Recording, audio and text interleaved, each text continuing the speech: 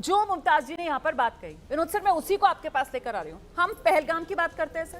पहलगाम के अंदर वहां पर चुन चुन कर, वो आतंकवादी थे सर, उन्होंने धर्म पूछकर, चुन चुन कर हिंदुओं का खात्मा किया। लेकिन सर, देश की नीति क्या है? देश तो आतंकवाद को धर्म के नजरिए से नहीं देखता है ना सर। हमारा देश, हमारा संविधान आतंकवाद को धर्म के नजरिए से नहीं देखता। बिल्कुल। देश ने जो सर्वदलीय प्रतिनिधिमंडल भेजा, उसमें मुसलमान सांसद भी थे, उसमें हिंदू सांसद भी थे, उसमें सब धर्म के लोग थे। तो सर, जब देश का संविधान, देश की सरकार हिंदू आतंकवाद, मुस्लिम आतंकवाद नहीं कह रही, तो फिर हम हिंदू आतंकवाद, मुस्लिम आतंकवाद, ये अलग अलग चश्मा लगाकर क्या कर रहे हैं सर? ये हम समाज का निर्माण कर रहे हैं, ये हम देश निर्माण कर रहे हैं, या फिर हम ये देश में दूरियां कर रहे हैं? सरकार तो सर्वदलीय प्रतिनिधिमंडल भेज रही थी।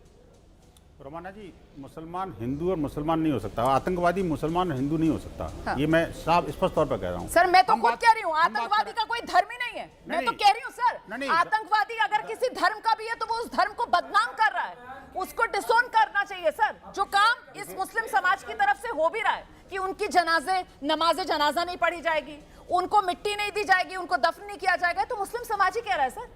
आइए। नहीं, मैं कहता हूँ उसी मुस्लिम समाज ने रात को 3:30 बजे तक सुप्रीम कोर्ट का दरवाजा खटखटाया था, आपको याद होगा।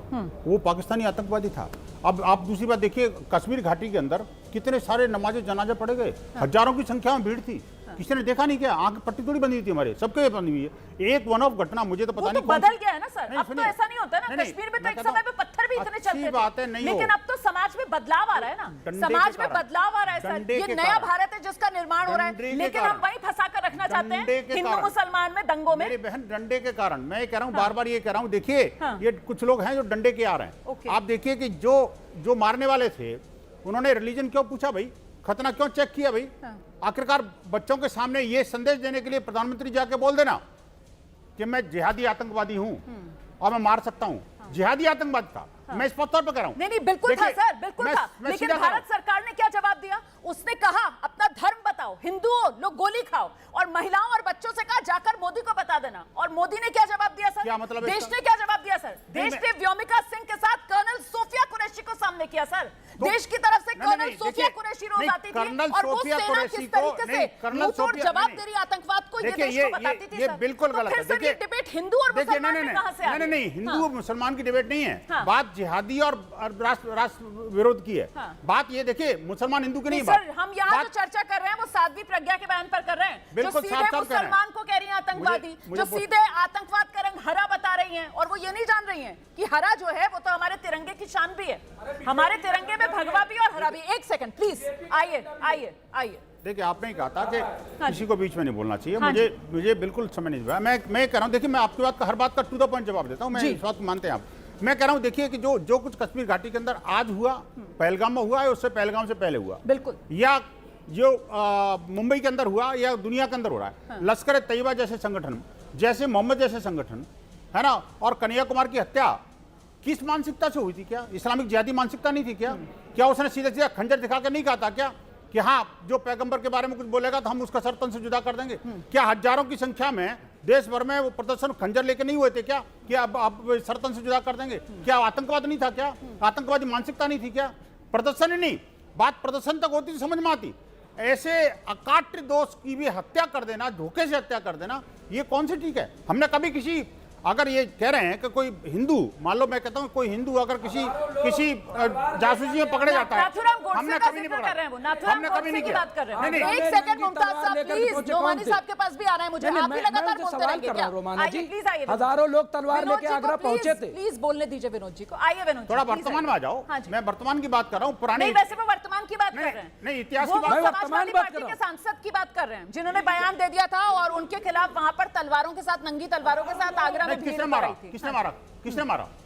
कोई हत्या हुई उसकी? क्या मुझे बताइए। तोड़फोड़ हुई जमकर? नहीं, जमकर तोड़फोड़ हुई। अरे मैं तोड़फोड़, हत्या, और देखिए ये मैं कहता हूँ, अब देखिए ये इसको आतंकवादी कहते हैं, और मैं कहता हूँ ये जो गलाकाट प्रतियोगिता चल रही है उसको आतंकवादी नहीं कहेंगे आप? गलाकाट प्रतियोगिता चल रही है, आतंकवादी नहीं कहेंगे? अरे 26 लोगों के नृशंस हत्या कर दी और फिर भी आप जिहादी आतंकवादी नहीं कहोगे क्या? बोलना पड़ेगा भाई। देश ने कहा इस बात को, साफ साफ कहा पाकिस्तान प्रायोजित आतंकवाद है। और उसी को लेकिन देश ने मुस्लिम आतंकवाद तो नहीं कहा। अरे भाई मुसलमान नहीं है, जिहादी है। सरकार ने तो नहीं कहा कि आतंकवाद जिहादी आतंकवाद है, वो जिहादी आतंकवाद है, जिहाद के लिए कर रहा है, वो जिहाद के लिए कर रहा है, सिर्फ जिहाद के लिए कर रहा है, अपने अपने अपने उस इस्लाम को खुश करने के लिए कर रहा है, इसलिए उसको आतंकवाद जिहादी आतंकवाद कह रहा है। आइए मौलाना नोमानी, मैं ये नहीं कह रहा कोई वो कह रहे हैं कि मुसलमान साहब जो हो रहा है उसको नकारा तो नहीं जा सकता है मौलाना नोमानी। हाँ जो भी हो रहा है वो आतंकवादी है वो। हाँ लेकिन ये कि उसको हिंदू मुस्लिम इस्लामी या जो भगवा जो है वो दोनों गलत है ये कहना। इस्लामिक जिहादी आतंकवाद है, नहीं देखना चाहिए। जब तक आप और वो जो आतंकवादी जो लेकिन जब वो मार रहा है वो हिंदू की पहचान करके मार रहा है, वो हिंदू की पहचान करके मार रहा है, वो कह रहा है हिंदुओं मैं मारूंगा, तो फिर उसको क्यों ना कहा जाए कि ये मुस्लिम आतंकवादी है? ना वो सामने वाले का हिंदू नहीं, वो आतंकवादी है, उसका मुस्लिम इस्लाम से शनाख्त से पहचान से कोई लेना देना नहीं। अब हिंदुओं का वो उसने इसलिए ये किया कि भारत में हिंदू मुस्लिम के नाम पे जो है बात बढ़े, और जो उसका मकसद था हिंदुत्ववादियों ने उसी को आगे बढ़ाया। कलमा पढ़वाता है और फिर उसके बाद आप कहते हो कि नहीं वो ये बड़ा आरोप आप पर लगा रहे हैं, बड़ा आरोप लगा रहे हैं। मुझे आचार्य विक्रमादित्य के पास लेकर चलना पड़ेगा। आचार्य विक्रमादित्य मौलाना नोमानी ये कह रहे हैं कि पहलगाम में जो आतंकवादियों ने किया, वो जो धर्म देख देख कर चुन चुन कर उन्होंने मारा, उनका तो मकसद यही था कि हिंदुस्तान में हिंदू मुसलमान हो। और ये बात तो हमारे यहाँ सबने नेताओं ने भी कही है कि साहब ये देश की परिपक्वता थी कि देश का हिंदू और मुसलमान एकजुट रहा, वो आतंकवादियों के इस ट्रैप में नहीं फंसा कि हिंदू मुसलमान के बीच दंगे हो जाएं, दोनों समुदायों के बीच नफरत हो। लेकिन मौलाना नोमानी ये कह रहे हैं कि साहब ये हिंदूवादी लोग जो हैं वो दरअसल यही चाहते हैं, वो आतंकवाद को मुसलमानों के साथ जोड़कर मुस्लिम आतंकवाद, हरा आतंकवाद कहकर दरअसल समाज के अंदर विद्वेष, समाज में दरार डालने का काम कर रहे हैं। सर आचार्य जी। देखिए रुमायरा जी आप देखिए रुमायरा जी, एक बात हमको सत्य स्वीकार करनी चाहिए, हठधर्मिता से कुछ नहीं चलने वाला। अभी इस डिबेट के अंदर एक बात की घटना घटी है ना, तो उसकी विवेचना की जानी चाहिए और गलत को गलत साबित होना चाहिए। हत्यारा हत्यारा है, आतंकी आतंकी है, लुटेरा लुटेरा रहेगा।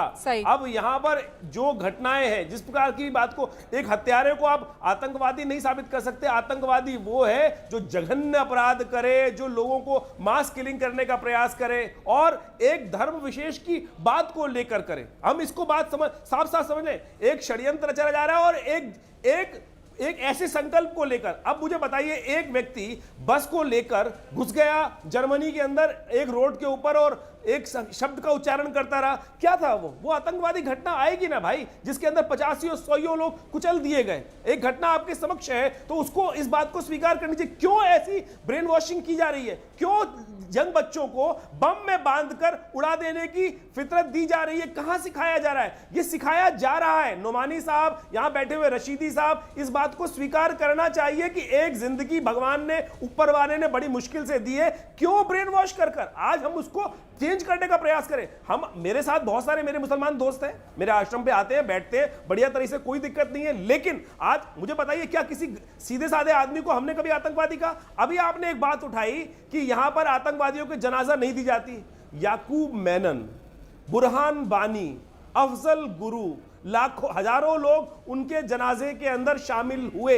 इस बात को हमको स्वीकार किया जाना चाहिए था। आज नोमानी साहब कहते रहे कुछ भी कि नहीं साबित होते, उसके अंदर आपके तमाम लोग कहते रहे, लेकिन होते हैं। क्यों? क्योंकि ये बात पढ़ाई जा रही है मदरसों से या डिफरेंट ऑर्गेनाइजेशन से कि भाई अल्लाह के लिए, खुदा के लिए। अरे खुदा के लिए नहीं कर रहे भाई साहब, वो केवल आप मान के चलिए, खुदा नहीं खुश हो सकता। मैं कहता हूं ये मौलाना खुश हो सकते हैं, मौलाना को फंडिंग मिल सकती है। इस बात को हमको खुल के कहने में दिक्कत क्या है? बिल्कुल, ये बिल्कुल सही बात है। बिल्कुल ये बात खुलकर कहनी चाहिए कि आप अगर किसी सामने वाले व्यक्ति की हत्या कर रहे हैं, वो हत्या करके सिर्फ और सिर्फ आप खुद को खुश कर रहे हैं, आप खुदा को खुश नहीं कर रहे हैं। खुदा की ढाल बनाकर अगर आप किसी की जान ले रहे हैं तो साहब खुदा को आप नाखुश करने का काम कर रहे हैं, उसको खुश करने का काम तो आप पता ही नहीं कर रहे हैं।